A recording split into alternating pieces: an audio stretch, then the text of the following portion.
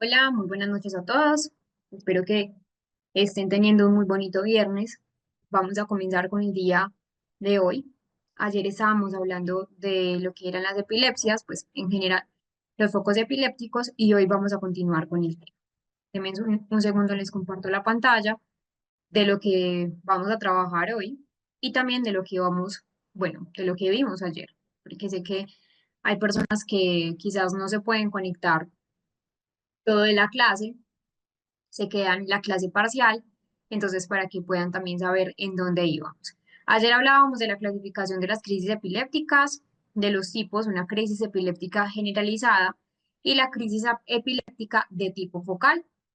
Y vamos a hablar entonces también que para poder hablar de la semiología clínica en cuanto a la manifestación de una crisis, van a ser motoras, donde hay contracciones musculares a nivel repetido, que ahí vamos a ver ciertas clasificaciones, las clonías, las albas, las mioclonías, que son muy breves, las crisis tónicas, que hay hipertonía, y las crisis atónicas, que hay una pérdida del tono muscular y que muy posiblemente las personas puedan tener lesiones cerebrales o lesiones corporales porque hay o puede haber mayor probabilidad de una caída pues abrupta y brusca al suelo. Esas son las motoras. Las sensitivas son alteraciones entonces en la percepción, en cualquiera de los cinco sentidos.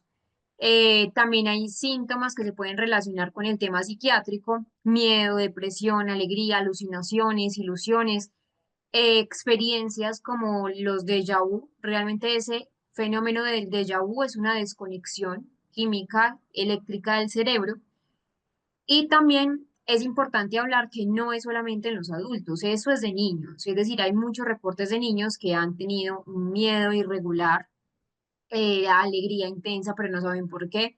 Eso sería lo sensitivo. Los automatismos son actividades motoras que son involuntarias y son movimientos repetitivos, estereotipados, sin ningún tipo de objeto.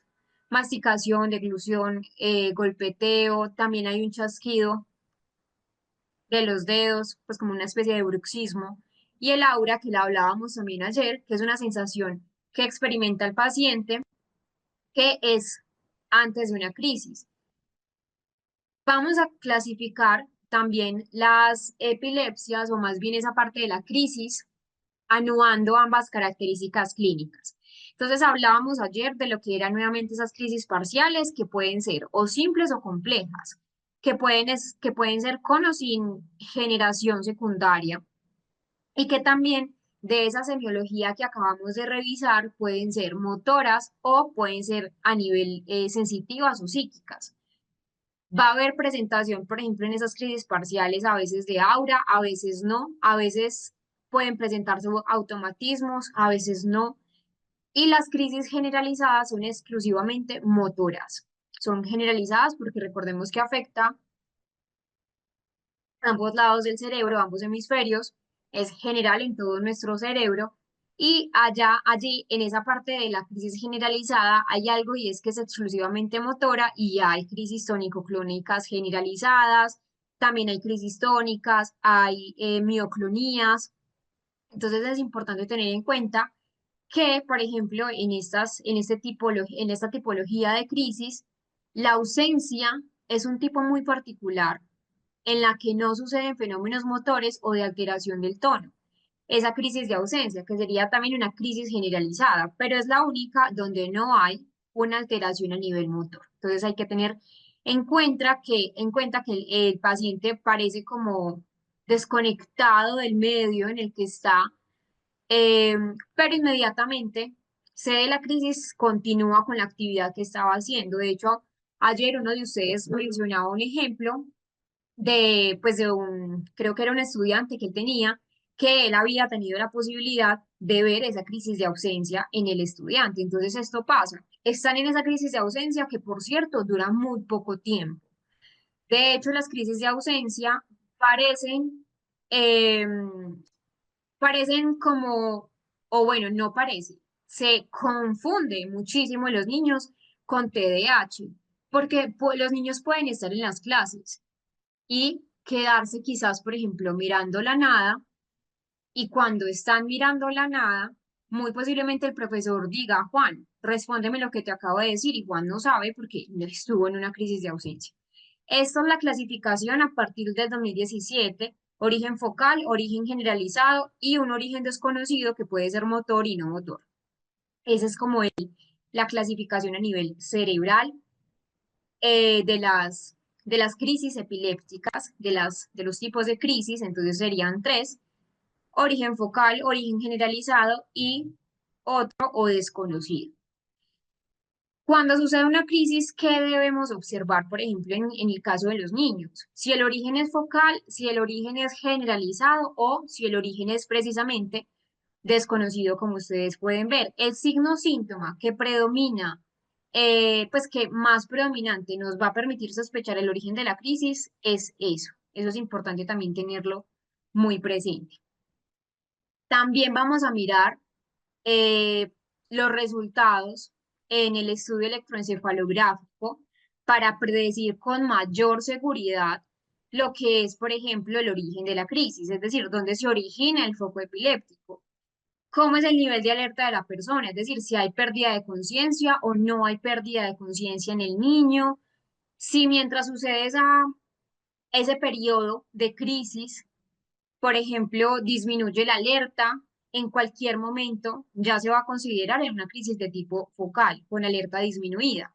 Y en la crisis generalizada, la alerta realmente siempre está sumamente disminuida.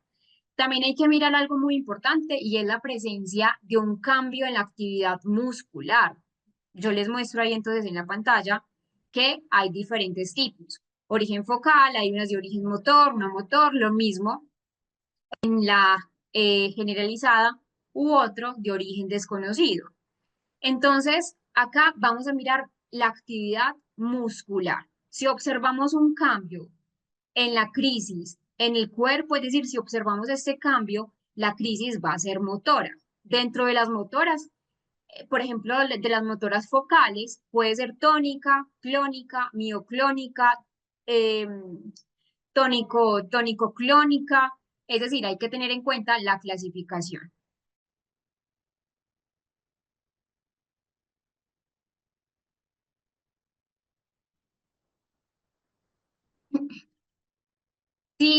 Si, por ejemplo, bueno, y que también en la actividad muscular, también puede haber espasmos, esas en las focales. Entonces, en las focales, tónico-clónica, clónica, mioclónica, tónica, pero también puede haber el espasmo.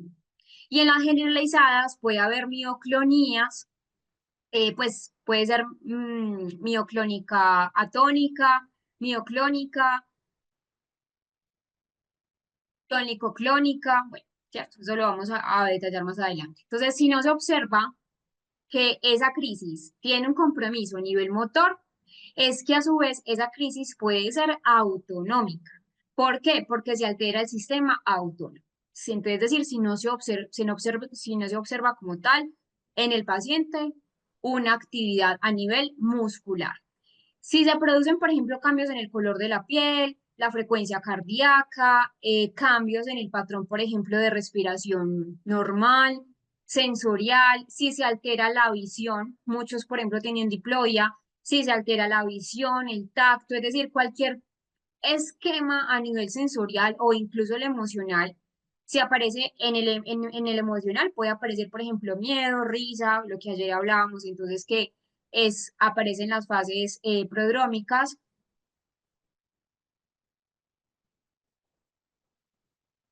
pues si realmente esto, eh, pues si se producen esos cambios en general, a nivel emocional, a nivel de lo sensorial, bueno, de la frecuencia cardíaca, de esa parte es autonómico, ¿cierto? Porque es no motor, pero es autonómico por el sistema autónomo. Entonces, a nivel cognitivo también va a haber una alteración. La capacidad, en muchos casos, para poder razonar disminuye o mengua la velocidad de procesamiento. Hay bloqueos anómicos, es decir, como que no encuentran la palabra después del rato de la crisis. Y luego de esa crisis, la persona pues luego de un tiempo la persona vuelve a tener un patrón pues normal, pero sí después de la crisis, de esa fase postdrómica que hablábamos ayer, la persona pues puede experimentar ciertos cambios a nivel cognitivo, emocional.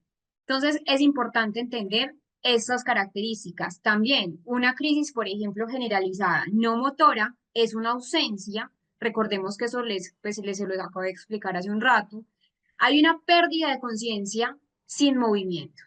Es decir, es como si se quedaran congelados, como si fueran estatuas, como me lo decía una vez un profesor, y a su vez hay una ausencia de conciencia, pero no hay algo motor, pero es generalizada porque se produce una pérdida de conciencia en toda esa parte a nivel cerebral. Entonces, hay una ausencia que se llama una ausencia típica, atípica, mioclónica y palpebral, que son las que vamos a entrar a observar, pues esto es como la clasificación general. Bueno, y eso es en relación, por ejemplo, a la actividad muscular, ¿sí? Pero también hay otro fenómeno que podemos observar, pues como en las crisis epilépticas, que a veces incluso es muy difícil, pues como tener en cuenta. Entonces, en general, han existido cambios importantes en esa clasificación de la crisis. De hecho, por ejemplo, el primer cambio fue por allá en 1981. Luego, hace algún tiempo, que fue en el 2017, se empezaron a tener unas nuevas clasificaciones. Entonces, lo que antes, por ejemplo, en 1981 aparecía el término, por ejemplo, parcial, ya no se llama parcial, sino que se llama focal. Antes se llamaba crisis parcial, ya se llama crisis focal.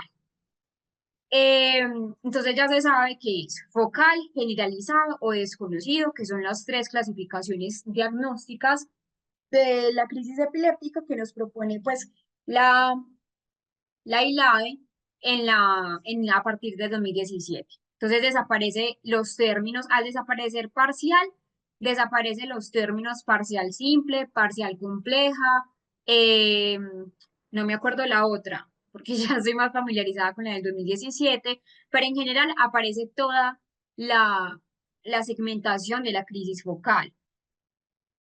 Bueno, en general se recogen pues nuevos tipos de crisis focales, que fue donde se amplió pues como el término. Los automatismos, eh, la, lo autonómico, ya se incluyó algo que no se incluía, por ejemplo, en la anterior, lo que estaba relacionado más con el tema cognitivo, con el tema emocional, con la parte de los cambios autosómicos.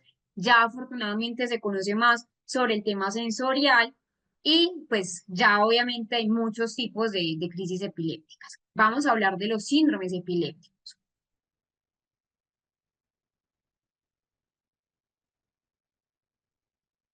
¿Qué es un síndrome epiléptico como tal? Es un trastorno que, como ayer hablábamos, ayer diferenciamos en una parte de la clase, lo que era una crisis, un síndrome y la epilepsia. Realmente acá cuando hablamos de un síndrome epiléptico es un conjunto, cuando hablamos de síndromes es porque hay signos y síntomas que ocurren juntos en algún diagnóstico. No es la excepción para dar el diagnóstico de un síndrome epiléptico. ¿Quién puede dar un síndrome epiléptico? Neurólogos. ¿Y cómo lo da? Pues obviamente a través de las ayudas diagnósticas clínicas como las neuroimágenes. Nosotros como neuropsicólogos, ¿cómo trabajamos esa parte de los síndromes epilépticos? Haciendo una rehabilitación después, por ejemplo, de, de la cirugía de epilepsia, antes, por ejemplo, o cuando hay pérdida en general funcional. Entonces, acá hay diferentes características que son electroclínicas desde esa aparición del primer síndrome epiléptico, desde esa aparición, desde la primera crisis epiléptica. Vamos a tener en cuenta acá el tipo de crisis, el tipo de afectación neurocognitiva, el pronóstico. No todos los síndromes epilépticos tienen el mismo pronóstico y sobre todo en edades tempranas. Cuando hay un síndrome que está asociado, por ejemplo, a un daño estructural cerebral o a una alteración que tiene que ver más con un componente de tipo metabólico, se le considera como una lesión estructural metabólica. Es algo lesional porque lesiona los tejidos a nivel del encéfalo. Pero si no hay una lesión o realmente pues no hay un daño, ya se le considera un síndrome idiopático, donde pues hay como un defecto a nivel genético que no se sabe una causa específica asociada. Cuando no hay evidencia de ninguna lesión, cuando no hay evidencia de ningún tipo de etiología conocida. Entonces es importante mencionar esos dos tipos eh, en general.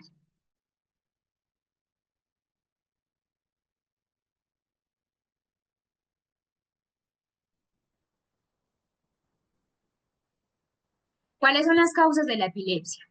Entonces, acá tenemos un 70% de lo que ya habíamos mencionado, de lo que es idiopática, donde hay una probabilidad, aunque no es algo certero, sino probabilidad de un origen de tipo genético. No hay una causa que subyace, no hay una causa realmente concreta, frente a un 30% que es de origen pre y perinatal en los niños y en los adultos. Por lo regular, ese tipo de epilepsia es más lesional de lo que hablábamos hace un rato. Entonces, idiopática y lesional. Idiopática, por lo general, pues es la mayoría de los tipos de epilepsia, de los síndromes epilépticos, y en adultos es más por un TEC, por un traumatismo craneoencefálico, pues que esa parte de los síndromes epilépticos son secundarios a o un accidente cerebrovascular. Y en el 30%, pues que en la etapa pediátrica son pre y perinatal. Vamos a hablar de los síndromes idiopáticos.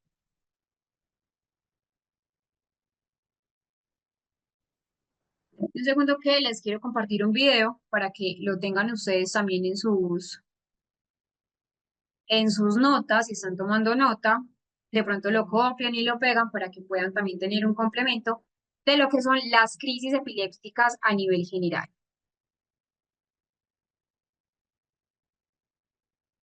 Ahora vamos a ver, por ejemplo, un tipo de epilepsia, de hecho pues es bastante interesante. Eh, Se los voy a compartir pues al chat para que ustedes también lo tengan,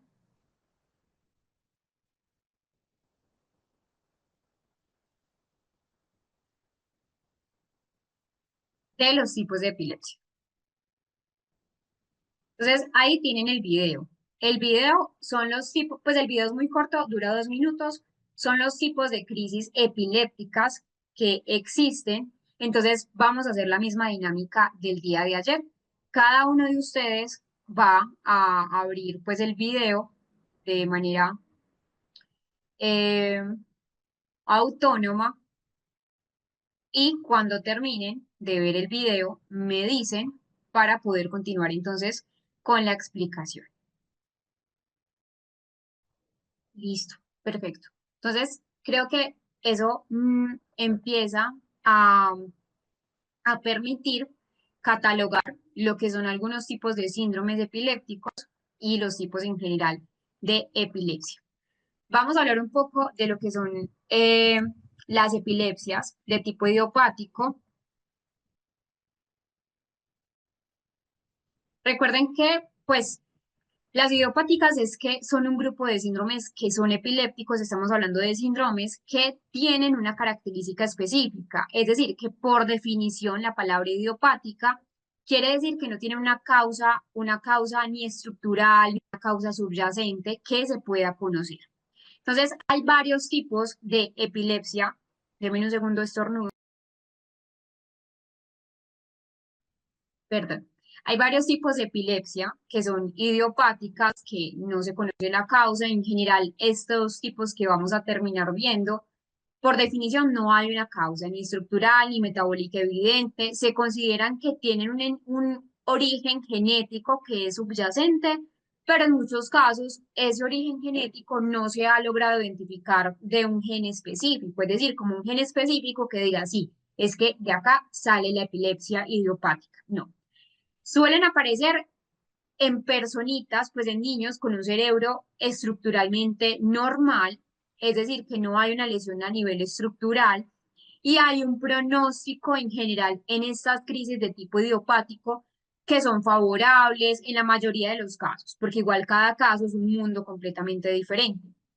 Entonces, puede ser de origen genético presuntamente, entonces, aunque no siempre se identifican mutaciones específicas, eh, hay, por ejemplo, afectaciones a nivel general en esas funciones epilépticas, donde esos canales iónicos, esa transmisión sináptica y esa excitabilidad neuronal va a tener dificultades, pero es de origen genético, presuntamente. ¿Hay un inicio en edades específicas? Sí. Las epilepsias idiopáticas suelen comenzar en la infancia, pues en la infancia temprana, en la niñez o incluso muy temprano en la preadolescencia. Y hay una ausencia como tal de una lesión específica. Entonces, hablemos de la primera, una epilepsia benigna con puntas centrotemporales. Acá entonces también es una, pues, epilepsia o más bien un síndrome epiléptico conocido como epilepsia de tipo rolándico. ¿Por qué? Porque hay algo importante y es que hay unas puntas hondas en esa parte centrotemporal que aparecen muy frecuentemente en el electroencefalograma que están estructuralmente ubicadas en la región rolante. Ese síndrome epiléptico es uno de los síndromes epilépticos más frecuentes que hay. De hecho, como les menciono acá en la diapositiva, de un 25 a un 35% de esas epilepsias a nivel pediátrico son epilepsias de tipo rolándico, que como les menciono, también se llama epilepsia benigna con puntas centrotemporales por su ubicación y también pues la región rolándica. Hay una edad de aparición específica de este tipo de crisis, como les menciono, en esas crisis de tipo idiopático, hay un inicio muy frecuente en la infancia, en este caso los 3 y los 14 años, es decir, hay un lapso de tiempo, perdón, donde los niños y los adolescentes y preadolescentes pueden tener una aparición de ese tipo de crisis epilépticas. De los 7 a 10 años es mucho más frecuente. Es más frecuente en varones que en mujeres y realmente acá sus crisis no son muy largas en cuanto a la duración, son muy breves y en general aparecen durante la noche, es decir, durante el sueño. Específicamente en qué tipo de sueño, en el sueño no REM. O incluso, pues muchos han podido como observar que pues también es al despertar, ¿sí? La crisis focal obviamente es la más frecuente. Recordemos que ayer estábamos hablando de crisis focalizadas y crisis generalizadas, por eso es muy importante tenerlo presente. Los síntomas acá suelen ser síntomas motores, especialmente en la carita, en la boca, la conciencia está preservada, entonces esto hace que obviamente pues tengan un mejor pronóstico. En general son crisis focales que involucran una región que es la centrotemporal, la cara y la boca, por eso centrotemporal. Hay un buen pronóstico en general. De hecho, en muchos casos, después de esos síndromes idiopáticos, de esos 14 años, desaparece.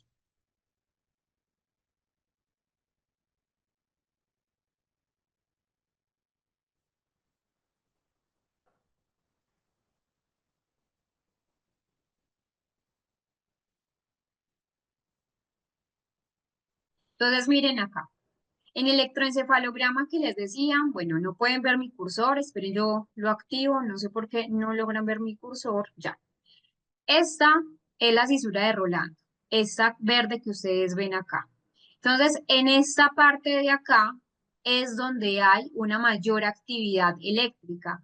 Por eso debemos tener en cuenta esta parte en el electroencefalograma. Entonces, es una región rolándica que aparece en el electroencefalograma, que es importante tenerlo muy, muy presente.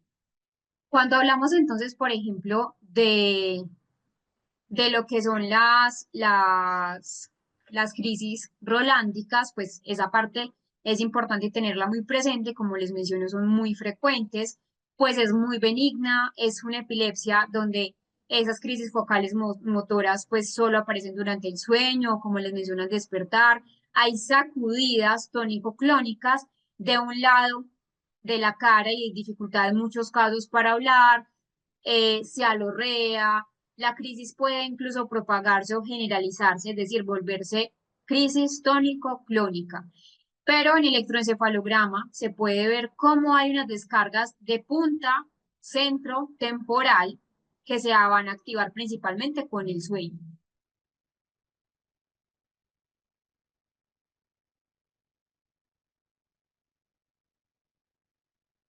En un segundo que les quiero mostrar un video, los voy a mandar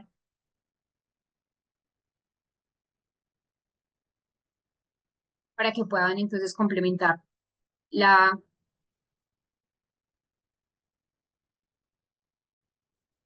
la formación. Bueno, creo que no encuentro el video en YouTube, pero sí lo tengo pues descargado, está en el material opcional. Esos entonces videos de lo que es la epilepsia benigna con puntas centrotemporales, la epilepsia rolándica, van a encontrar el material en el material complementario, el video específico. Les quería mostrar cómo se veía en esa parte del sueño de un paciente, pero no, bueno, no lo logro encontrar, pero igual está ahí en el material opcional. Entonces, el criterio diagnóstico en general es a través de la parte de electroencefalograma. Cuando hablamos, por ejemplo, de un diagnóstico a nivel neuropsicológico, ¿cómo son los síntomas neuropsicológicos? Entonces pueden haber trastornos de conducta, dificultades en el aprendizaje, vamos a tener problemas a nivel de lenguaje, síntomas compatibles con un TEA, que no es un TEA, un TDAH, pero que realmente no son ninguno de los dos, son síntomas parecidos que parecen ser que son compatibles, pero que realmente pues no lo son.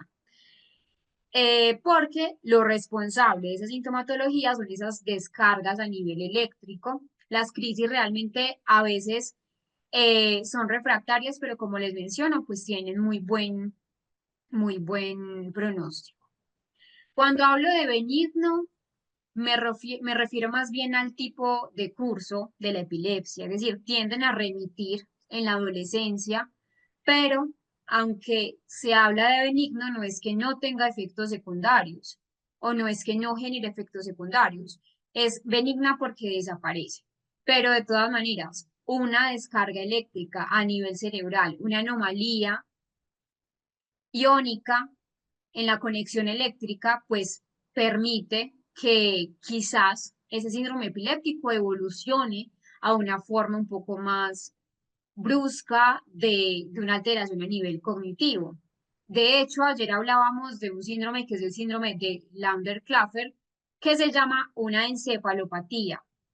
Esa es una encefalopatía que también se llama una encefalopatía con punta honda de sueño continuo, donde en esa encefalopatía eh, aparecen un síndrome afásico. Es decir, si por ejemplo aparece o se vuelve de una forma típica, más agresiva, como el síndrome de Landers-Klaffer, ahí es donde, por ejemplo, los niños que quizás tienen 13 años ya han tenido una adquisición de lenguaje, lo pueden perder. Entonces hay una afasia importante. En general, las alteraciones a nivel de la neuropsicología en el lenguaje se van a ver muy asociadas a las crisis epilépticas, especialmente en la lectura, en la denominación de los objetos, en la atención, en la memoria declarativa, en esa memoria también operativa, pero pues todavía siguen haciendo muchas investigaciones a nivel de lo que son las epilepsias de tipo idiopático. El video que les quería mostrar era este, pero bueno, no está como tal en, pues en internet. Entonces, se los dejo en el material opcional. Ahí van a ver pues en todo el video, pues es un video de un estudio electroencefalográfico, específicamente en el momento no REM, en el sueño no REM, donde van a ver pues es una niña que tiene pues focos epilépticos importantes.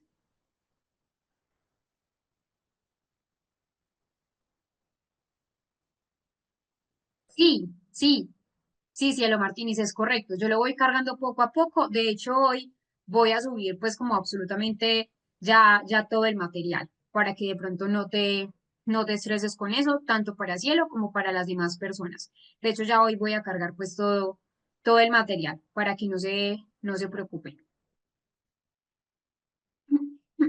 Listo. Entonces, es muy importante saber esa parte de la neuropsicología, de lo que son esas epilepsias rolándicas, pues aunque son benignas, recuerden que la palabra benigna es porque realmente pues remite, paran. Otra es la epilepsia con ausencia en la infancia, muy común, y a esta es la que yo les mencionaba, que parece una, un TDAH, es decir, parece como una especie de.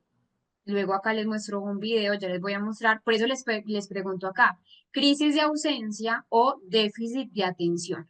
Porque es muy frecuente que esta crisis, por ejemplo, o epilepsia con ausencia de la infancia no sea tan bien diagnosticada porque parece una especie de déficit atencional.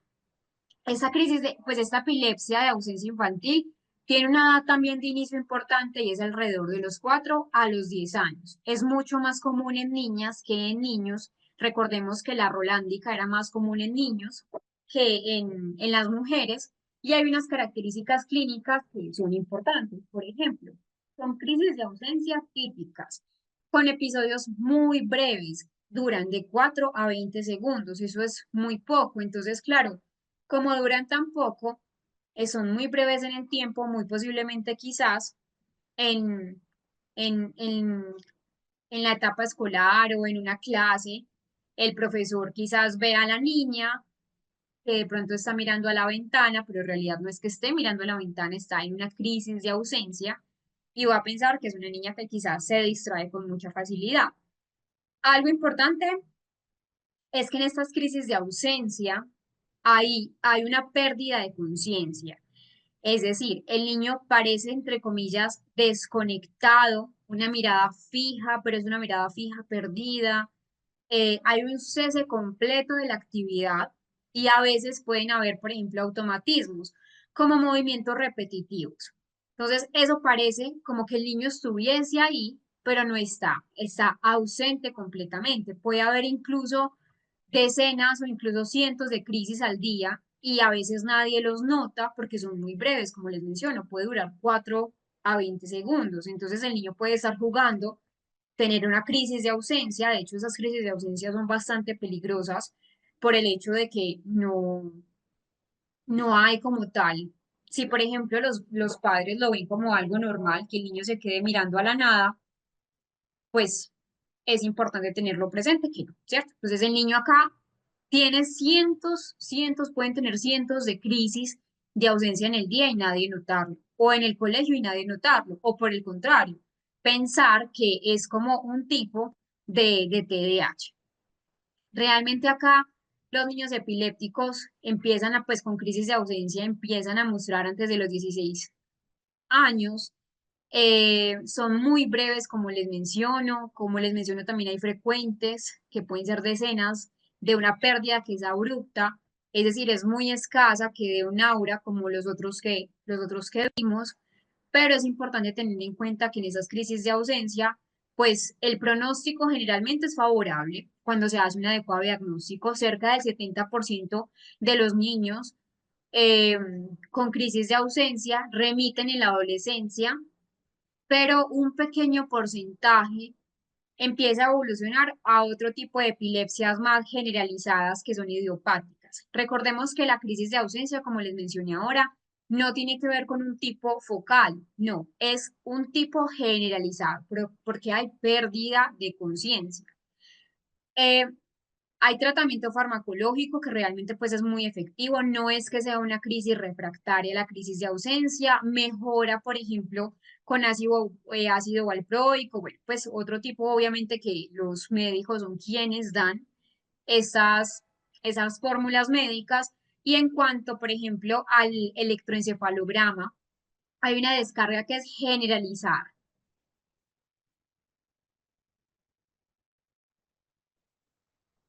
Les quiero mostrar entonces un video, se los voy a mandar para que ustedes vean esa diferencia, ojalá lo encuentre, para que ustedes vean esa diferencia entre lo que es una crisis epiléptica y cómo se puede confundir incluso eh, con un TDAH.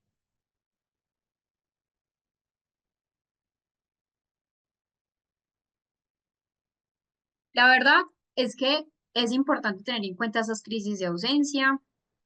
Les voy a mandar uno para que ustedes vean cómo es una crisis de ausencia. Denme un segundo.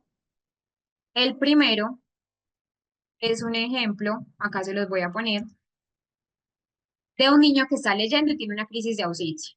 Y el segundo video que les voy a compartir al chat es una reflexión sobre cómo es, por ejemplo, una crisis de ausencia a nivel escolar, para que ustedes puedan ver también esa, esa reflexión.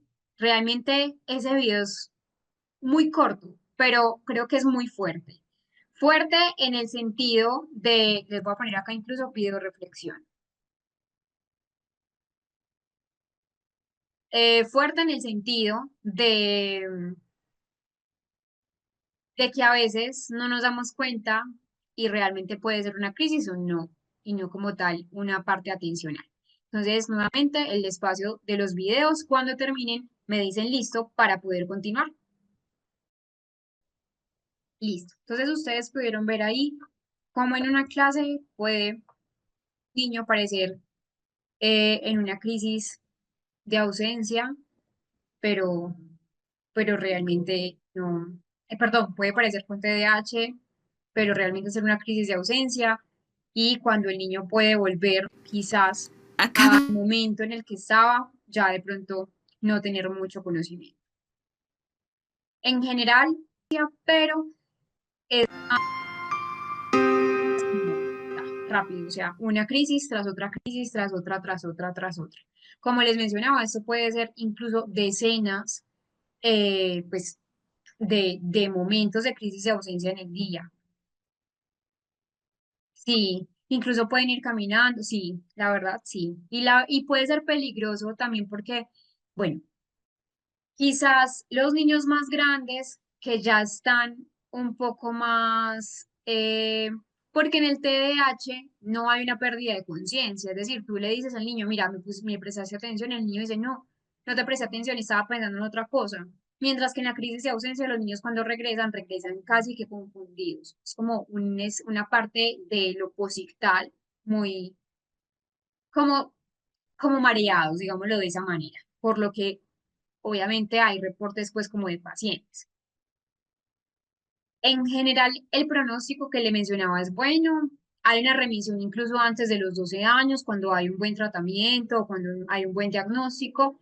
Y desde la neuropsicología, a pesar de que tradicionalmente se ha descrito como un síndrome benigno, pues realmente cursa con afectaciones en ese funcionamiento cognitivo si no hay un buen tratamiento.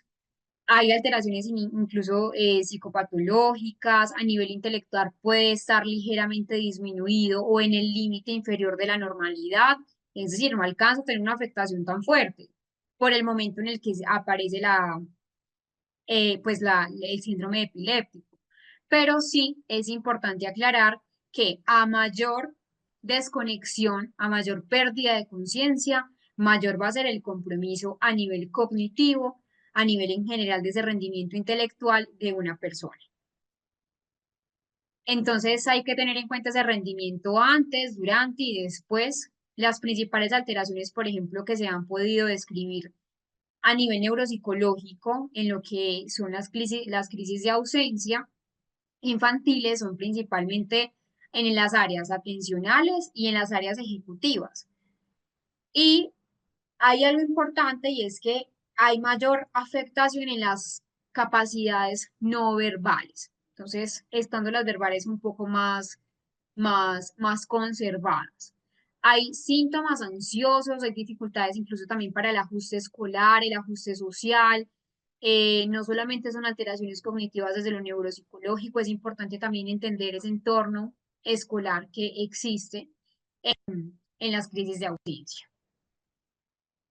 Vamos a hablar de otra epilepsia, que es la epilepsia mioclónica juvenil, que también es conocida como la EMJ. La epilepsia, pues por sus siglas, EMJ, epilepsia mioclónica juvenil. Este tipo de epilepsia juvenil, mioclónica juvenil, tiene una edad de inicio entre los 12 y los 18 años. Es decir, es un poco más en el tiempo, más avanzada en cuanto a la aparición de la edad. ¿Cuáles son las características clínicas? Crisis mioclónicas, sacudidas musculares que son breves, pero bruscas, pero breves, suelen ocurrir al despertarse. Entonces, miren que es muy parecida, por ejemplo, la rolándica, que en la rolándica también habíamos hablado que era, pues en la centrotemporal, que era más al dormir en el sueño REM y al despertarse. Y también en la EMJ se acompañan de crisis tónico-clónicas que son generalizadas. Entonces ya si hay una pérdida de conciencias, pero en este caso, como hay, por ejemplo, en las de ausencia también había unas crisis tónico-clónicas, pero acá en la EMJ es en menor medida que la anterior. En la anterior sí se presenta mucho más. Acá, por ejemplo, estas crisis mioclónicas pueden desencadenarse con privación del sueño, pero cuando los niños, por ejemplo, bueno, los niños no, los adolescentes y adultos jóvenes, 18 años, cuando empiezan, por ejemplo, el consumo experimental de alcohol o sustancias psicoactivas, esas crisis mioclónicas eh, se empiezan a desencadenar. Entonces, no solamente es con la deprivación del sueño, sino también con el consumo de alcohol. Entonces, cuando le dan mucho tiempo de dormir, pues de pronto pacientes en los 17, 18 años que empiezan como a ir a fiestas o a consumir, hay entonces una exacerbación de lo que son las crisis. En general, cuando hablamos de lo electroencefalográfico, hay descarga generalizada, y es importante hablar también de ese pronóstico. Aunque sí hay control en este caso de la EMJ con fármacos, que es muy bueno, pues sí en muchos casos requiere un tratamiento de por vida, ya que rara vez remite. Entonces, rara vez desaparece en el tiempo las personas que tienen EMJ. Recuerden que la edad de aparición es ese rango 12-18 años, pero que va a acompañar a la persona durante toda su vida. Entonces, hay tratamientos ácido valproico, la motrigina, bueno, pero es importante mencionar que va a acompañar a la persona durante toda su vida. Entonces, si una persona, por ejemplo, es como adepta a las fiestas o al alcohol, pues, o a trasnochar, ahí es donde aparece obviamente una exacerbación de las crisis, que son obviamente importantes.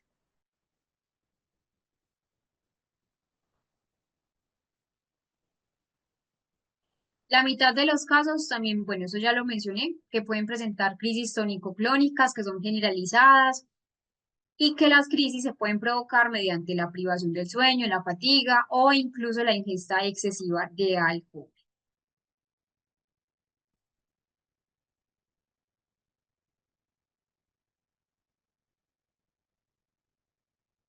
Con un TDA, pues con un TDAH tipo inatento, que es el término pues como que se suele utilizar.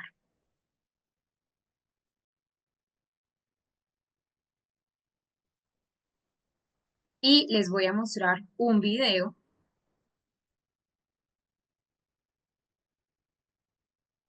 que de hecho es este de acá. Denme unos segundos que los muestro, y los envío para que lo puedan ver, de lo que es esa epilepsia mioclónica juvenil, para que ustedes realmente pues puedan ver cómo son las mioclonías. Al igual que el anterior, les voy a compartir dos videos. El primero, se los voy a poner acá, el primero es un ejemplo de cómo se vería, y el segundo ejemplo es un video un poco más explicativo de lo que es la epilepsia mioclónica juvenil.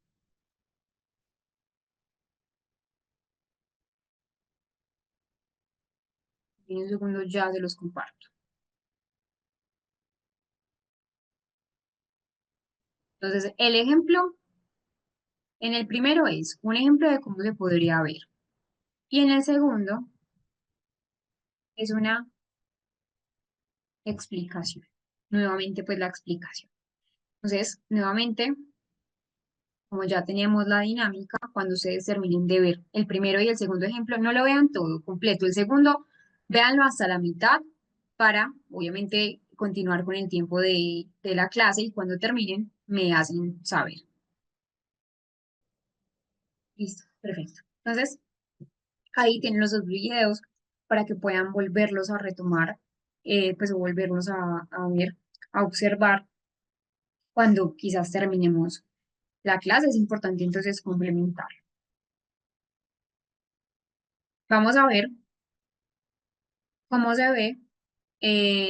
Bueno, y otra cosa importante es que mediante pues la medicación, como les había mencionado, consiguen un buen control en general de la crisis, pero si hay un alto índice de lo que es como recaídas, si se abandona, por ejemplo, la medicación. Muchas veces los pacientes piensan que están muy bien, lo abandonan, entonces hay una recaída y puede obviamente pues tener un tratamiento a largo plazo en muchos de los casos.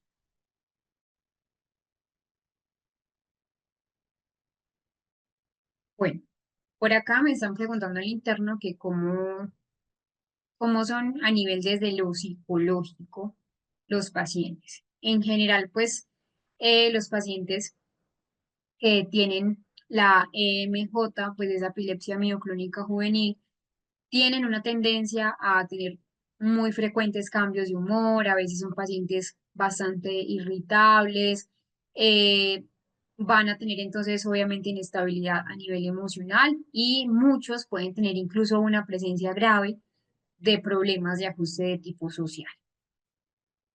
Esas serían las idiopáticas, las encefalopatías idiopáticas.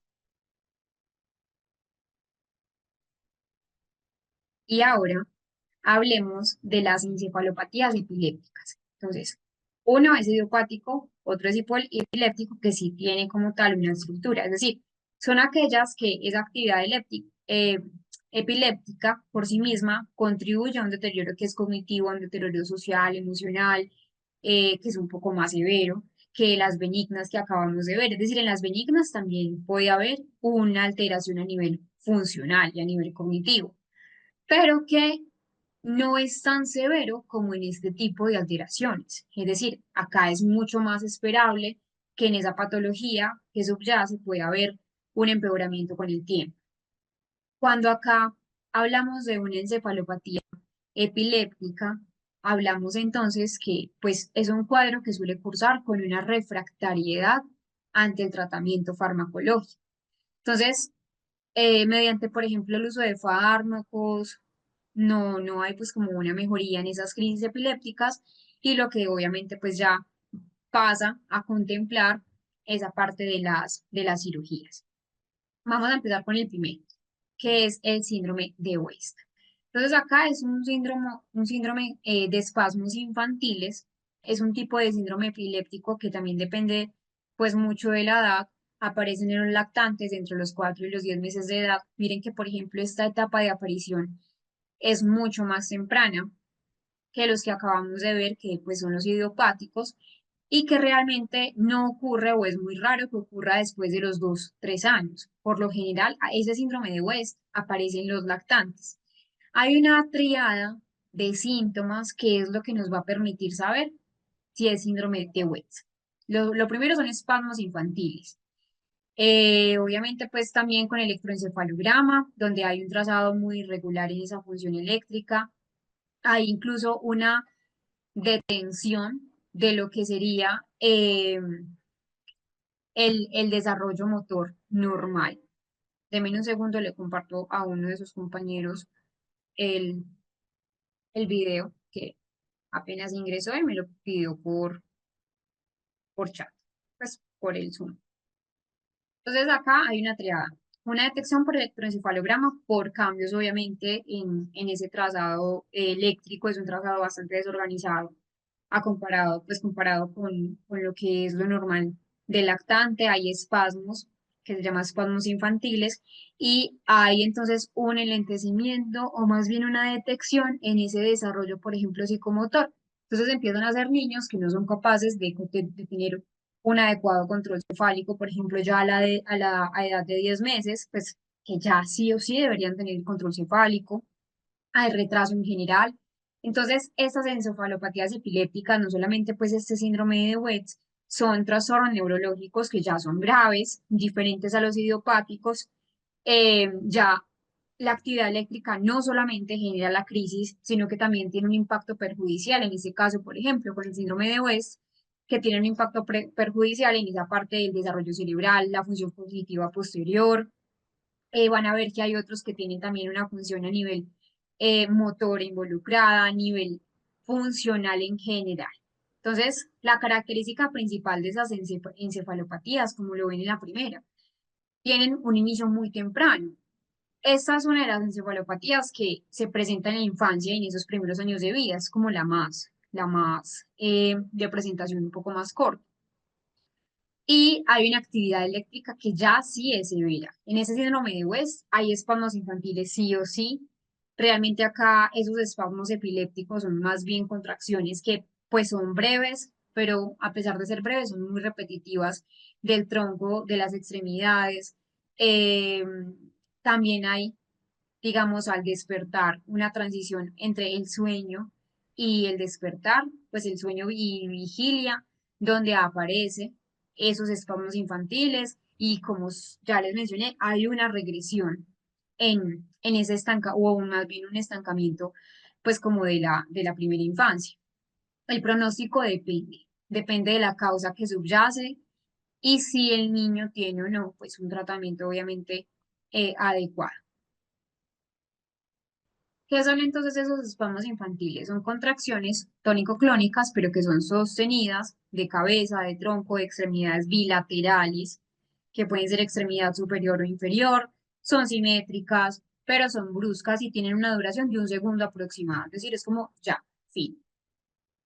Hay, entonces es importante pues entender que pues pueden haber muchas en el día, varias en el día, sobre todo como les mencionaba en esa parte de cambiar de sueño a cambio de vigilia.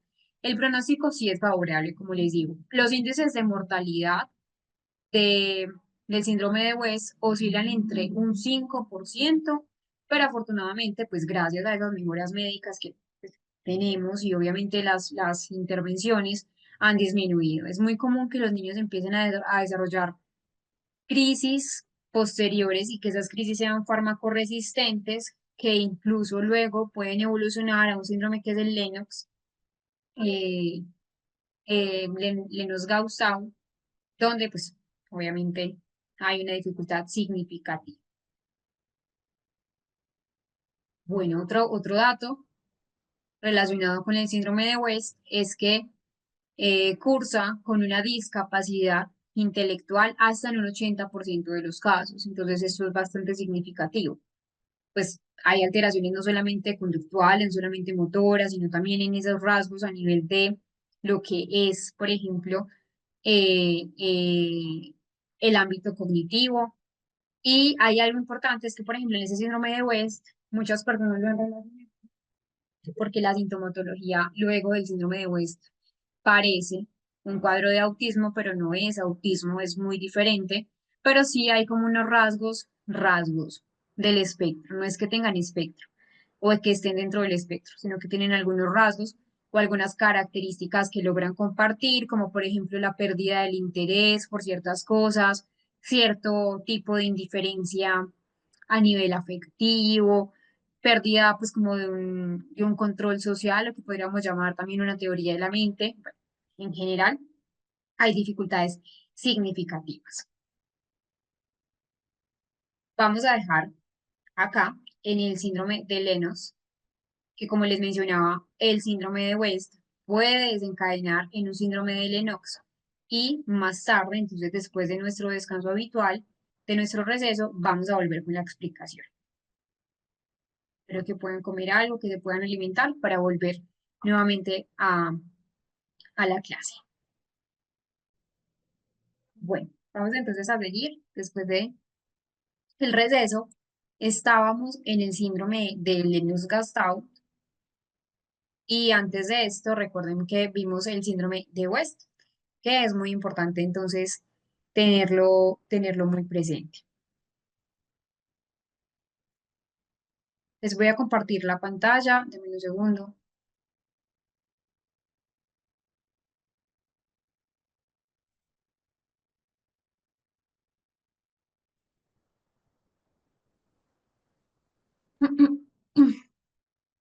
Listo. Entonces, el síndrome de Lennox-Gastaut, como les digo, es digamos una forma también muy grave de un síndrome a nivel epiléptico.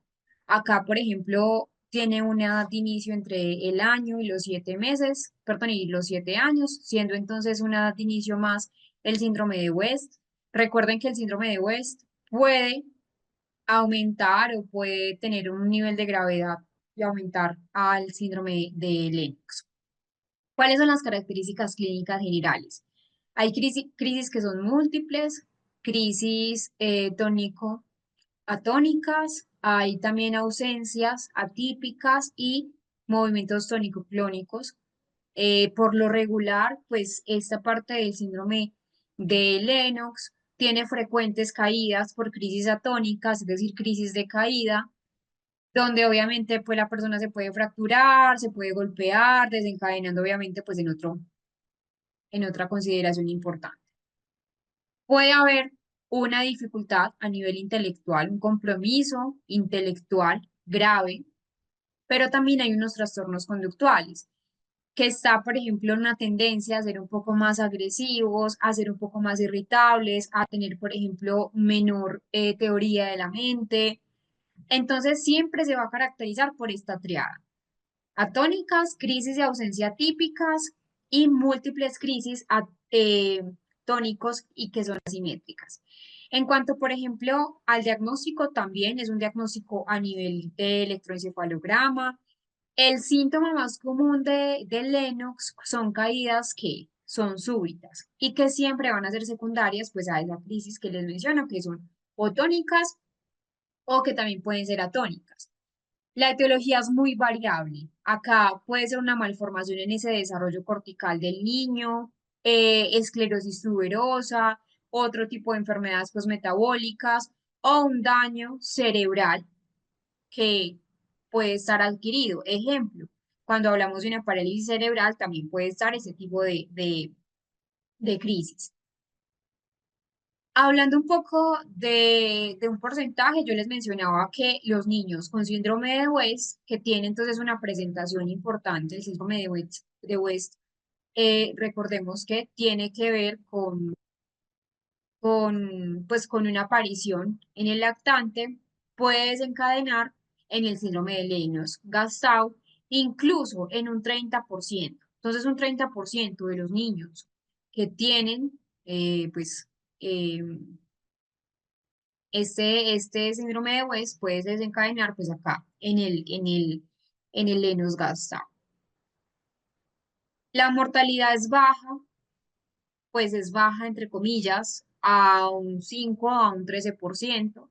Entonces es importante tener en cuenta esto.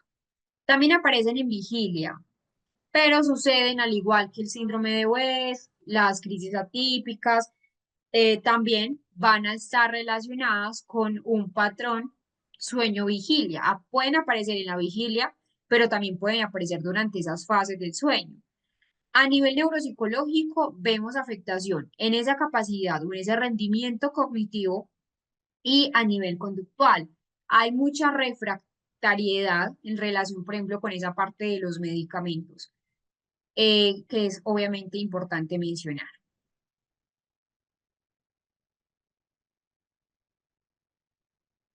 Y un video complementario para que lo tengan entonces ustedes allí. Este video complementario, pues, resume un poco lo que ya acabamos de explicar. Recuerden entonces que tienen una serie de videos donde van a poder ver cómo es la presentación de las diferentes crisis epilépticas. Se los voy a compartir entonces al chat. Denme un segundo.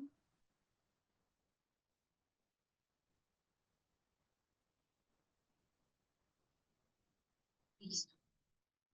Entonces, ahí tienen el video complementario de lo que es el Lennox-Gastaut. Recuerden entonces la dinámica, cuando ustedes ya lo crean pertinente, cuando ya hayan terminado, me lo hacen saber. Listo. Entonces, ya completado esa parte de lo que es el video del síndrome de Lennox-Gastaut, vamos a continuar con el síndrome de Landon-Kleffer, realmente como les mencionaba ahora. Este síndrome de Landon-Kleffer hace parte de uno, digamos, de los eh, generadores de afasia infantil. Recordemos que la afasia es un trastorno adquirido del lenguaje. Entonces, por ejemplo, una persona que tenga, pues un niño que tenga 1 año, todavía no podríamos hablar de afasia. ¿Por qué? Pues no está completo esa parte del desarrollo del lenguaje. Pero ya alrededor de 4, 5, 6, 10 años, ya sí podríamos hablar de una afasia epiléptica adquirida, que de hecho es un tipo de clasificación, afasia epiléptica adquirida porque realmente es secundaria al Landau-Kleffer. Entonces acá se asocia dentro del grupo de síndromes idiopáticos, realmente a nivel epidemiológico las tasas del síndrome de Landau-Kleffer no son muchos, pero sí hay una gran incidencia como tal en Japón. Realmente acá se inicia entre los 3 y los 10 años de edad niños que particularmente no tenían ningún tipo de dificultades a nivel eléctrico, es decir, son niños que no tenían como tal pues una alteración, pero que desencadenaron entonces en una epilepsia que da como tal el síndrome de Landau-Kleffer. Acá empiezan a desarrollar incluso también no solamente una afasia epiléptica adquirida, sino que los niños que estaban sanos, con una adquisición normal, una adquisición típica del lenguaje, comienzan a desarrollar otra parte que es un tipo de pues, diagnosia de tipo verbal, que es más, no tanto afasia, sino más bien una agnosia verbal, porque tienen dificultades, principalmente para la comprensión verbal, es decir, la comprensión auditiva. Incluso hay un tipo de sordera para ciertas palabras, es una agnosia de tipo auditivo también, entonces verbal, auditivo, no reconocen ciertos sonidos. No es que pierdan su capacidad auditiva, eso es muy importante. Una cosa es perder la capacidad auditiva y otra cosa es tener una agnosia.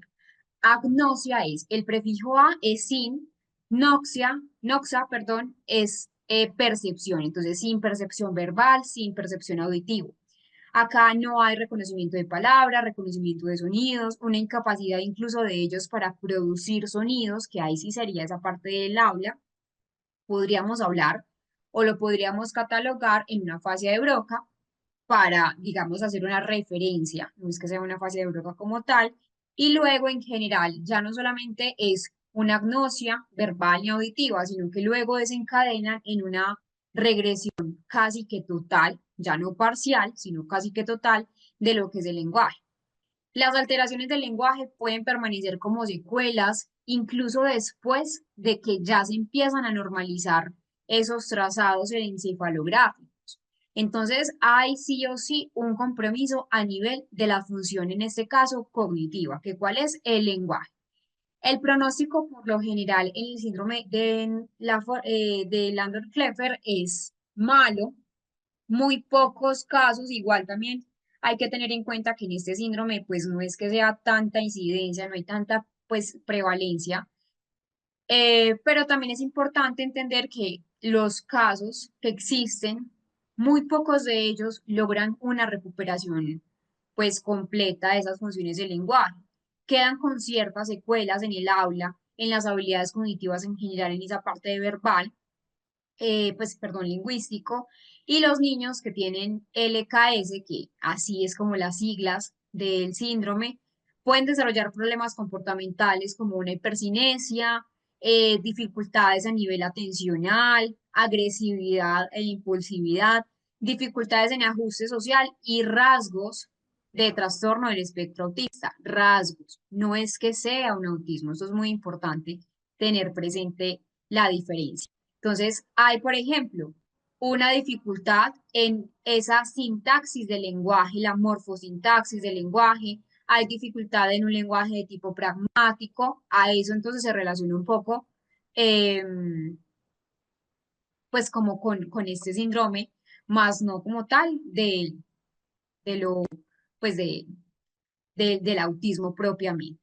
Vamos a hablar de las epilepsias sintomáticas o probablemente parciales sintomáticas que recordemos, ya no se llama parcial, ya se llama focal. Por eso ahí entre paréntesis coloco el nombre. Sé que muchas personas todavía usan la clasificación de 1981, pues el de ese primer cambio, desde ese primer cambio, ya recordemos que estamos en la clasificación de, del año 2017.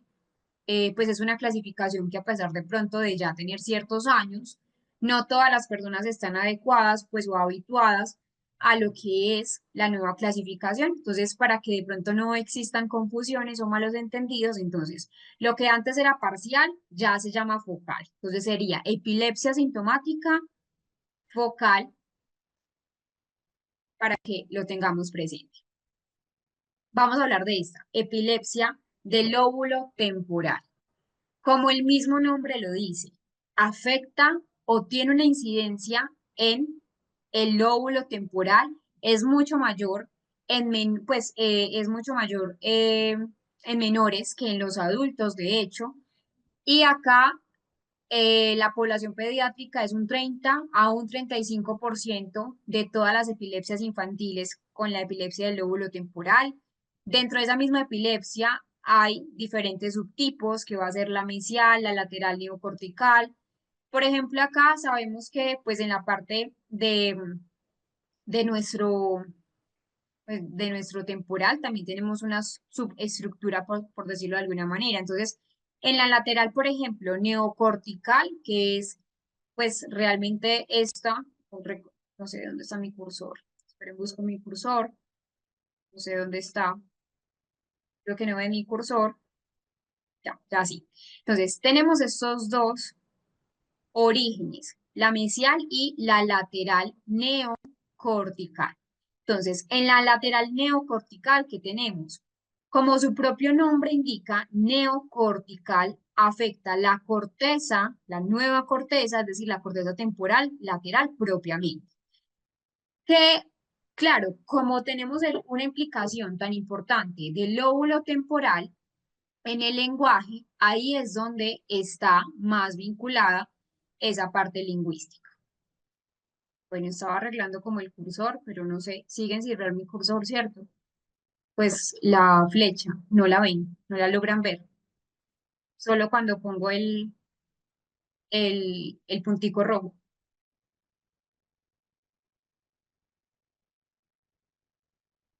o si ven mi cursor,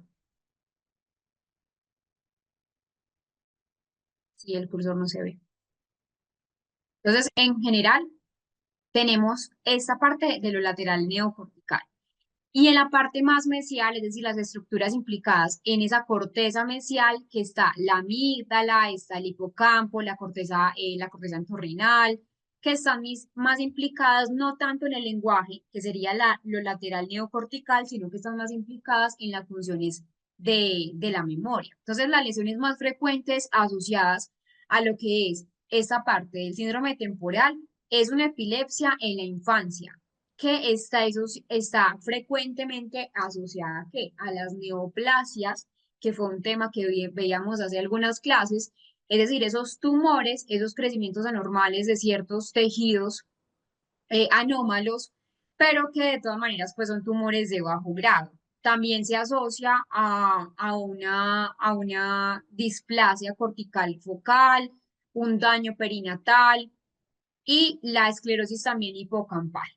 Entonces, los niños con epilepsia, por ejemplo, del lóbulo temporal, tienen un mayor nivel intelectual dentro de los límites de la normalidad, comparándolo, por ejemplo, con el Lennox, que sí hablábamos de un compromiso, donde pues obviamente la epilepsia del lóbulo temporal es la forma más común de epilepsia focal sintomática. Entonces, la más frecuente en cuanto, por ejemplo, a una etiología, podríamos hablar de una esclerosis hipocampal, displasias corticales, como les menciono, la meningitis, la encefalitis, sobre todo la encefalitis de tipo herpética, por herpes. Recordemos que una meningitis o una encefalitis puede ser vírica, micótica o bacteriana. Tumores benignos como astrocitomas, bueno, ¿cierto?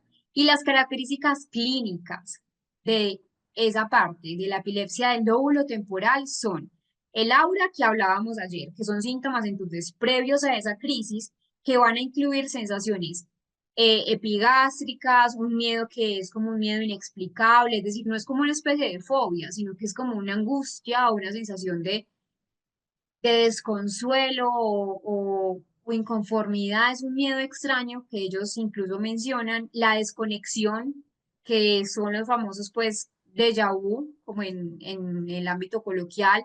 También hay alucinaciones de tipo olfatorio y auditivo, entonces pueden escuchar algunos sonidos que no tienen pues como alguna relación con la realidad en la que están, o olfatorios, pueden sentir por ejemplo olor a flores, que de hecho pues como es como un síntoma que la mayoría puede describir.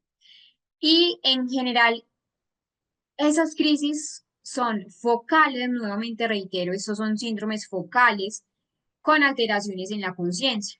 Entonces, acá, por ejemplo, en la epilepsia del lóbulo temporal, hay movimientos automáticos que serían entonces llamados los automatismos, como masticar, pues mascar, frotar las manos o deambular, por ejemplo, sin ningún propósito. Entonces es importante mencionar que aunque la inteligencia en este tipo de epilepsia se va a ver eh, conservada, de todas maneras van a tener un retroceso en ciertas habilidades. En general, por ejemplo, cuando hablamos de lo documentado en adultos, que como les digo, también hay epilepsia del lóbulo temporal en adultos, no son la excepción, las alteraciones son más. Recordemos en esa corteza mesial, que la corteza mesial tiene que ver con qué? Con esa parte de la memoria. Entonces, en los adultos, este tipo de epilepsia del lóbulo temporal van a estar más predominantes los síntomas a nivel de las funciones mésicas, que obviamente pues es importante mencionar que en los niños no están así, en los niños sí se afecta la memoria un poco, obviamente, porque igual está en el hipocampo, perdón, en el temporal donde se encuentra el hipocampo, y que también pues una de las causas más frecuentes es esa misma esclerosis hipocampal, pero que el síntoma más común en los niños va a ser el lenguaje en general. Entonces es importante tener en cuenta esa característica. Las alteraciones del lenguaje sí o sí son muy frecuentes. De hecho, con predominio de alteraciones en la denominación, en el vocabulario receptivo, es decir, que está más relacionado, como les menciono, con corteza neocortical, con esa zona neocortical, problemas de aprendizaje. eh, Igualmente hay mucha frecuencia de alteraciones psicopatológicas, como las que ya hemos visto en otro tipo de epilepsias. En el lóbulo temporal no son la excepción, entonces alteraciones en la conducta, como un diagnóstico similar o un comportamiento similar a un trastorno posicionista desafiante, donde entonces las normas, las reglas van a estar obviamente involucradas. Epilepsia del lóbulo frontal. Antes de pronto de continuar con el frontal, quisiera entonces, digamos, complementar un poco algo del temporal, que de hecho es muy importante. Como les menciono, siempre les he mencionado el electroencefalograma, donde hay entonces también descargas en ese lóbulo principal temporal que va a ser en la parte más mesial o en la parte más de la neocorteza. Recuerden, neocorteza al lenguaje, más asociada al lenguaje, mesial más asociado a las funciones hipocampales, es decir, funciones meramente de la memoria. Entonces, dependiendo de si es en la mesial o si es en la neocorteza, las personas, en ese caso, pues los niños, que como les digo es un 30%, de un 30 a un 35% pues de probabilidad de que aparezcan en los niños que en los adultos van a estar relacionados entonces con alguno de los dos.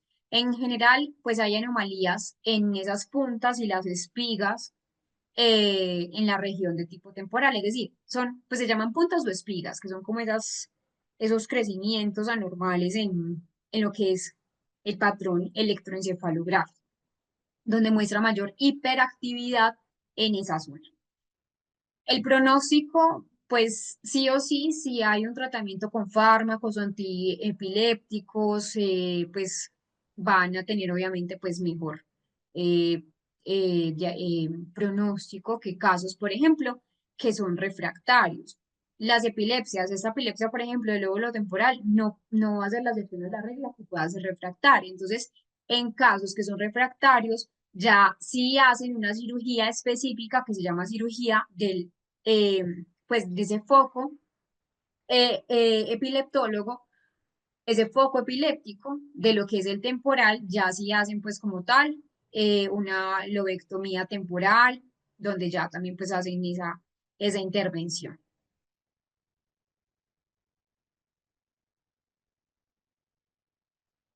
Ahora sí, el lóbulo frontal.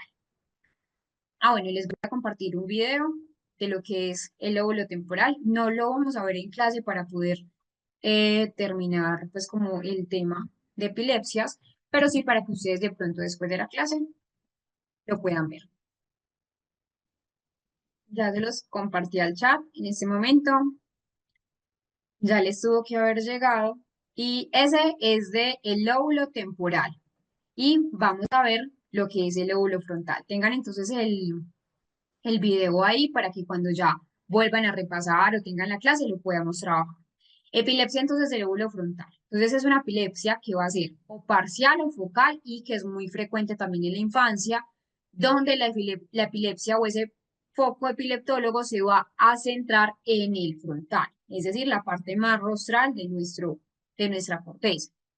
Aproximadamente es un 20 a un 30%, es un porcentaje muy similar de lo que también hay en la epilepsia del lóbulo temporal. Acá la edad de aproximación, pues perdón, de un comienzo aproximado es de 4 a 7 años y medio, digámoslo así, de 4 y medio a 7 años y medio. Las crisis son breves, generalmente durante la noche. Miren que, por ejemplo, hay algo muy importante en esos síndromes epilépticos en la infancia y es que aparecen con mucha frecuencia en las noches o en esa parte del cambio de sueño-vigilia, donde ya hemos visto que muchos tienen en ese patrón de comportamiento. Acá la semiología como tal es muy variable dependiendo de la función afectada.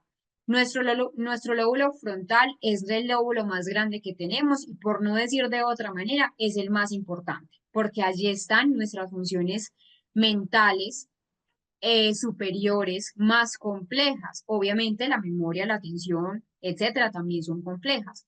Pero acá están las funciones ejecutivas. Entonces, y no solamente las funciones ejecutivas, nuestro comportamiento. En ese lóbulo frontal se regula la emoción.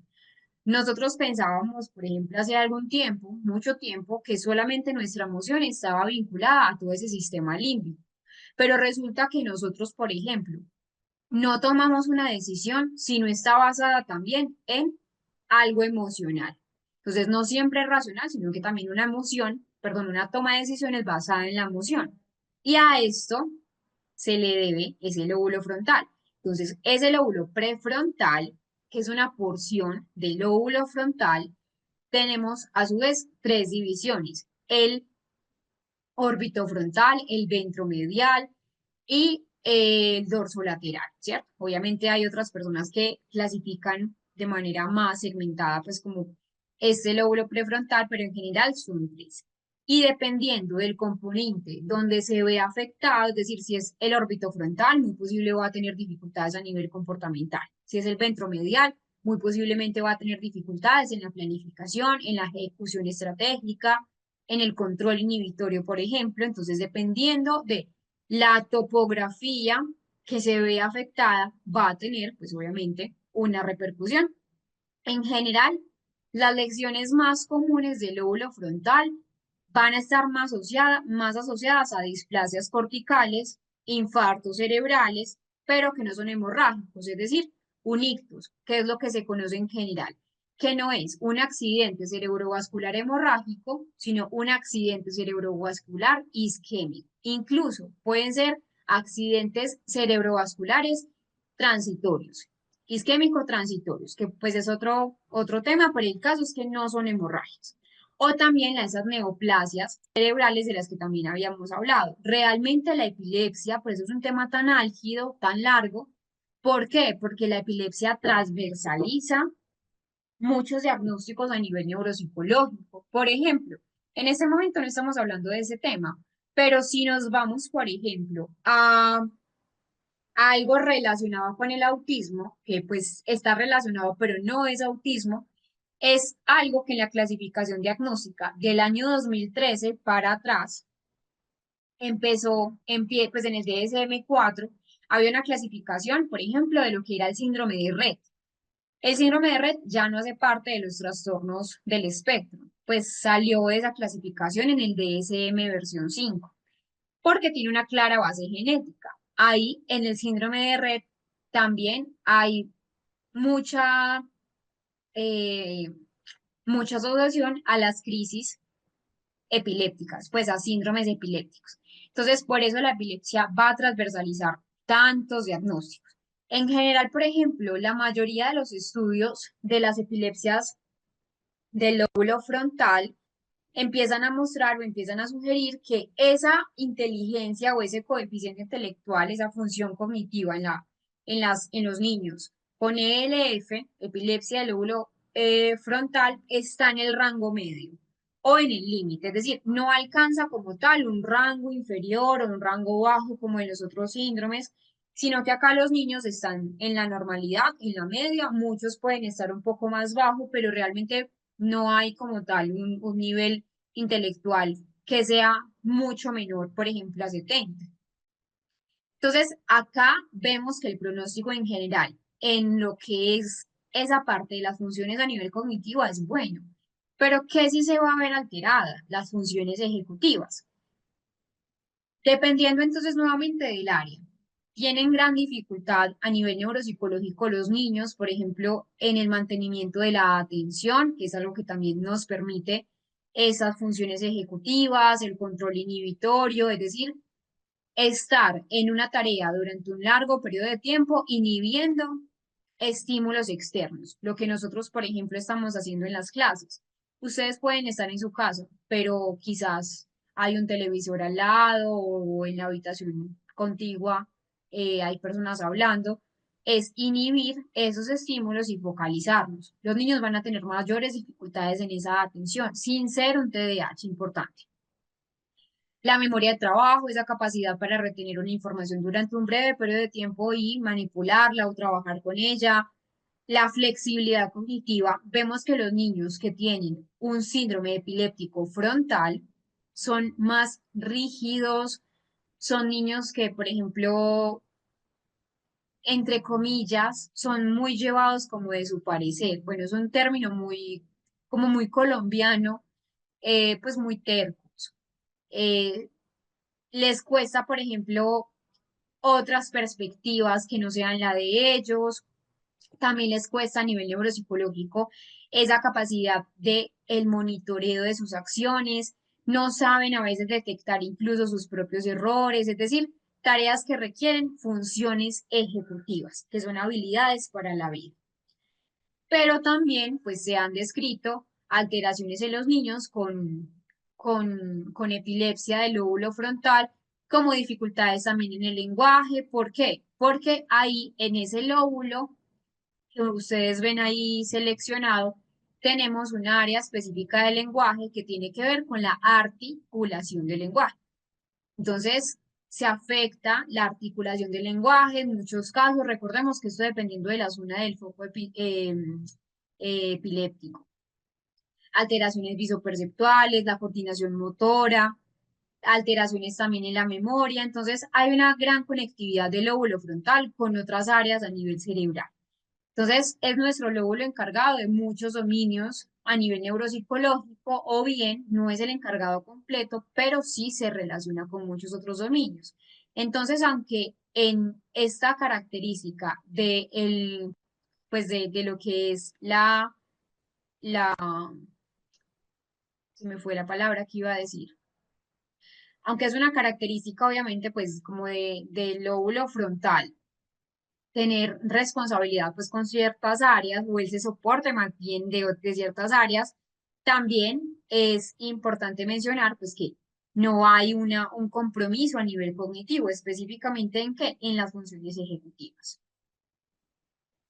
Vamos a hablar de la epilepsia del córtex posterior, que de hecho pues también pues recibe este nombre, epilepsia del córtex posterior. Pero realmente esto en la literatura aparece córtex posterior, pero también le pueden decir epilepsia del lóbulo parietal. En la epilepsia del lóbulo parietal eh, es mucho más frecuente en niños que en adultos. Es importante, pues igual, miren que la epilepsia, por ejemplo, es mucho más frecuente en niños que en adultos. Entonces, acá, en esas crisis del lóbulo parietal, eh, son menos comunes que las otras anteriores que vimos, eso sí hay que decirlo, y presentan una semiología sensorial, de tipo sensorial, que son complejas. Por ejemplo, bueno, hablando en características clínicas en general, pues de este foco epiléptico, hay crisis sensoriales que son focales. Entonces, parestesias, sensaciones de calor o frío, sensaciones de hormigueo, como si estuviera pues la extremidad como con algún tipo de calambre, pero no es al calambre, es algo más sensorial. Alucinaciones somatosensoriales, alteraciones del esquema corporal, incluso pues de la percepción obviamente corporal, o también fenómenos visuales. Entonces, cosas más grandes de lo que son, que lo vean, lo perciban, o más pequeñas de lo que son. En algunos casos, esas crisis, por ejemplo, del parietal, eh, no en todos los casos, pero sí en muchos casos pueden haber igual. Sabemos que pues toda la actividad cerebral funciona a veces como un todo, y hay una prolongación, o más bien hay una tendencia a la prolongación al lóbulo frontal o incluso al temporal. Entonces, el parietal que conecta con estos dos lóbulos, y lo que genera obviamente una exacerbación de ciertos síntomas del parietal que son más sensitivos, pero también del frontal, que ya hablamos, que son más de tipo conductuales, y del temporal, que son más de tipos de lenguaje. Entonces, exacerban pues como los síntomas, pero también generan unos síntomas adicionales diferentes a ese foco epiléptico. El pronóstico y el tratamiento, pues en general, al igual que los otros fármacos antiepilépticos, para poder controlar de pronto ciertas características importantes. Esa corteza parietal, entonces, tiene numerosas áreas que afectan o que están asociadas con otras alteraciones. Entonces, como, ¿qué hace también esa parte del parietal? Percibe, y ahí nosotros podemos integrar los datos de tipo espacial. Por eso vemos las cosas del tamaño que son. Es decir, para yo poder haber cogido este vaso, supongamos que aquí está la superficie, para yo poder cogerlo, yo no solamente tengo que tener una habilidad motora precisa, que esa habilidad motora está más bien en el frontal, sino que también yo debo tener un dato espacial, es decir, cuánta fuerza ejerzo, qué pues la distancia en la que está el vaso. Entonces, acá hay una dificultad significativa, por ejemplo, en los niños que tienen este tipo de epilepsia más del parietal, para poder hacer ese tipo de actividades cotidianas, van a tener mayor dificultad. Alteración en ese esquema corporal, como les había mencionado, entonces es importante mencionar que la corteza parietal también tiene sus alteraciones. Bueno, acá les dejo algo de la epilepsia del lóbulo occipital, que pues realmente no es tan común, de hecho es la menos común. Se los presenté como en los grados, o o los niveles de presentación. Igual sigue siendo más frecuente en los niños que en adultos. Acá empiezan a ver que los niños que tienen epilepsia con foco en el lóbulo occipital tienen un rendimiento, digamos, menos en tareas de tipo manipulativo, también en habilidades visoperceptuales, visoespaciales, también están habilidades motoras comprometidas. En general, pues igual hay muchas características que se mantienen preservadas, pero vamos a ver ciertas alteraciones también. Bueno, les voy a mandar también un video. Bueno, pero antes del video, por acá estoy viendo una pregunta.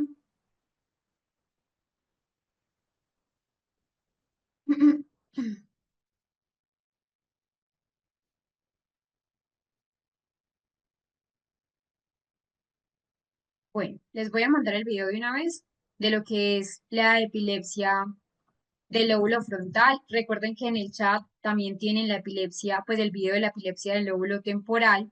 Les voy a mandar la frontal para que lo puedan complementar eh, ahora, pues o más tarde en, en su rato. Ahí tienen la, el video y por acá estaba entonces viendo una pregunta. ¿Cómo aclarar un diagnóstico diferencial entre crisis de ausencia y un autismo nivel uno, nivel de apoyo uno? Entonces, el diagnóstico diferencial entre ambos, entre, pues, entre el autismo nivel uno, que anteriormente, antes de esa clasificación del DSM, era conocido pues como síndrome de Asperger, ya no se conoce con ese nombre, sino autismo nivel uno, es complejo, ¿cierto? Digamos que ambos tienen implicaciones a nivel en la atención, en el comportamiento, pero hay diferencias que son claves en cuanto, primero, a la naturaleza de los síntomas y al contexto también de los síntomas. Por ejemplo, lo primero es que hay que mirar una historia clínica detallada, cómo es la crisis de ausencia y cómo se, si hay un autismo nivel uno. Entonces, en la crisis de ausencia, ¿qué hay? Hay un inicio que es abrupto y que es breve, que dura muy poco tiempo y que hay una desconexión que ya sabemos que es repentina en el momento en el que está el niño, no lo controla, es decir, se desconecta. Entonces, hay que mirar, por ejemplo, si tiene mirada fija, si hay parpadeo rápido, a veces pasa, si hay pausas en la actividad, es decir, si estaba jugando, por ejemplo, con Legos y pausa y vuelve.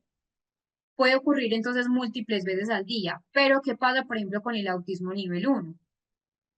Hay historia en general de dificultad que es persistente en la comunicación social, en el comportamiento restringido y repetitivo desde la infancia temprana, lo que son entonces los algoritmos diagnósticos de un diagnóstico de autismo. Pero digamos que esos episodios, entre comillas, de desconexión no son breves ni repentinos, ni tampoco hay una pérdida de conciencia, esa es la diferencia principal.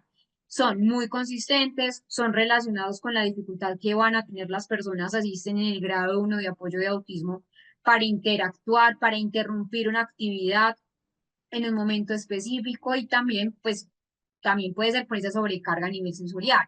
No hay pérdida de conciencia, esa es la mayor diferencia. Es decir, si el niño, por ejemplo, está haciendo una actividad eh, y quizás, entre comillas, se desconcentra, vuelve a la actividad. Lo mismo pasa en el TDAH. Pero en la crisis de ausencia no pasa, es decir, se sienten perdidos, sienten como que, hagan de cuenta que estamos hablando nosotros, ¿cierto? En la clase, como que se va el sonido o que se va la pantalla un rato y vuelve. Así más o menos es como una crisis de ausencia, como que entran perdidos nuevamente, el niño acá pues tiene obviamente dificultades a nivel encefalográfico, mientras que en el autismo muy posiblemente no. Entonces esto es muy importante y claro, y las pruebas que van a dar, digamos, una parte de tranquilidad son unas pruebas complementarias, que sería primero el electroencefalograma para mirar, pues como si hay crisis realmente, si hay una actividad eléctrica, si las espigas cambian durante los episodios, pues, del electroencefalograma. Eh, el electroencefalograma de los niños con autismo puede ser normal, pero puede haber una comorbilidad con la epilepsia, pero en general es normal. Y obviamente pues evaluaciones neuropsicológicas. En el autismo las evaluaciones muestran dificultades en la cognición social, pues en la teoría de la mente, en la flexibilidad cognitiva, en el lenguaje pragmático o estructurado, incluso en muchos en la sintaxis. Pero en la crisis de ausencia, el perfil neuropsicológico no muestra esos déficits. No hay problemas como tal en la teoría de la mente.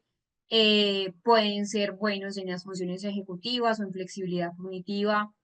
Entonces es importante más tener en cuenta esta característica. Bueno, no sé si tengan alguna otra duda o no sé si a Francisco, que era la persona que tenía pues esa pregunta, quizás le quedó claro o no. Me lo pueden decir con mucha tranquilidad, yo le resuelvo lo que tenga en mi conocimiento. Bueno, entonces vamos a dejar hasta acá y recuerden que mañana, que es sábado, también tenemos nuevamente un, un encuentro. Es a las 9:10 de la mañana, hora colombiana, para que entonces lo tengan muy presente. Espero que descansen mucho, duerman muy bien para mañana la clase.